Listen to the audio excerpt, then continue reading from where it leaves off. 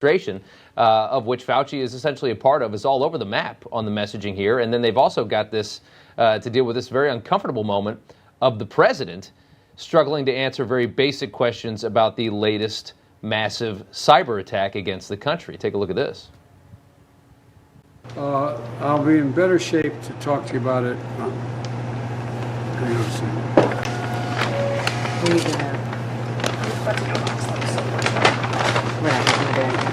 I'll tell you what they sent me, okay?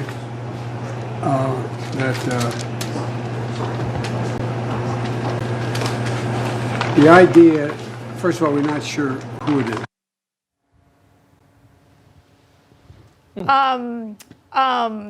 Was he thinking about the ice cream scoop he was about to order, Rob? That's my question, okay? That was really tough to watch. Yeah.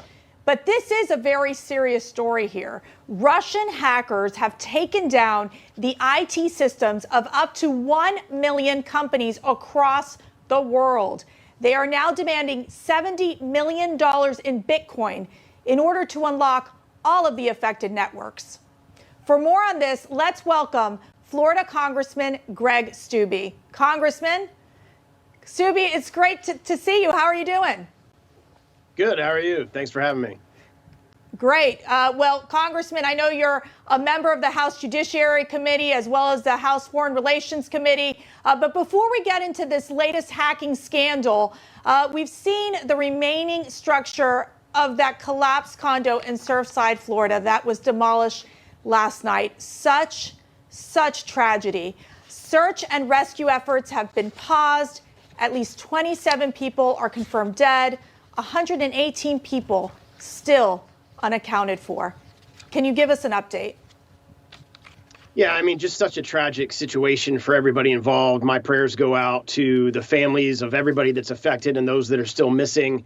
The good news is now that they've demoed that other building, because we have a tropical storm coming to Florida, they've able to bring in heavy equipment, and they now have 6 different crews working in 6 separate areas of the rubble.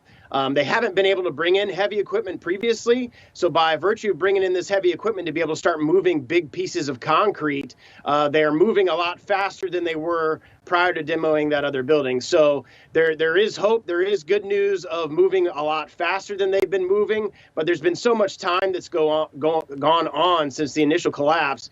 Obviously, it'll be a miracle if there's more people that are still alive under the rubble, but they're working hard. There's 6 crews in 6 different spots that are working, and they've got heavy equipment now that's helping them move a lot faster than they were. Right, and of course, we're going to follow this story here at Newsmax as it continues to develop. Just a terrible story, and it was really something to see them have to bring down the rest of that building.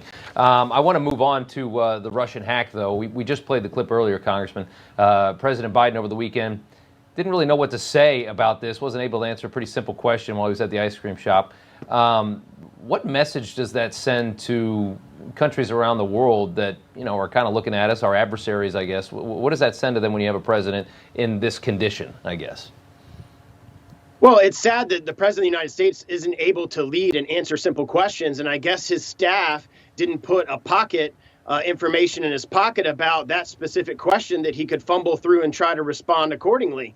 It shows weakness. It shows weakness to the entire world that we don't have a president that can even answer a simple question as it relates to the safety and security of the American people and the safety and security of our American companies. So it's not the type of leadership that you want to see at the nation's capital and from the White House.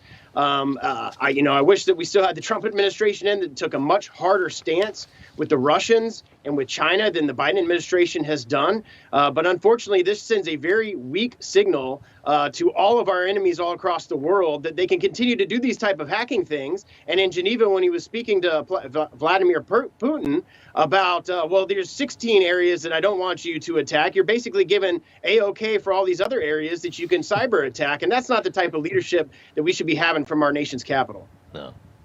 Well, but Congressman, President Biden had no trouble remembering his ice cream order. Let's take a listen.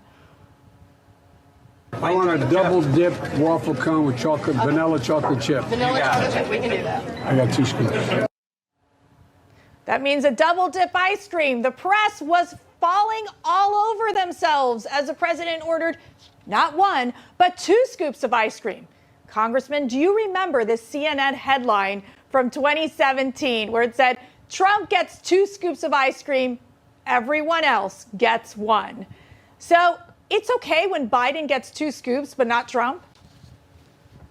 It's so crazy how left-leaning the mainstream media is, and being in Congress, you can see it firsthand, the actual facts. You know what's really going on in the country, and then what's being reported in the mainstream media is completely opposite of that, and in such a light in favor of the current administration, reporting what ice cream flavors, how many scoops, that sort of thing. When we have attacks of Russians attacking our companies, you have Chinese aggression all across the country, you have Afghanistan being pulled out in Afghanistan, you have all these major important things happening all across the world that affect the safety and security of the American people, and they're more concerned about what flavor and how many scoops President Biden has on his ice cream. Right. And more importantly, about humanizing. It's all about humanizing the President of the United States, which is something they refused to do for the former president, Donald Trump. They did everything they could to vilify him, and they love taking these opportunities to make Joe Biden just look like a regular guy getting his ice cream. And that's what's just so, I mean, I think the bigger story is that, just the way that they do that and the way that they're happy to make Biden look good at every chance that they get. Congressman, sir, thank you so much for the time. Kidding. Good to see you. Yeah, thanks for having me.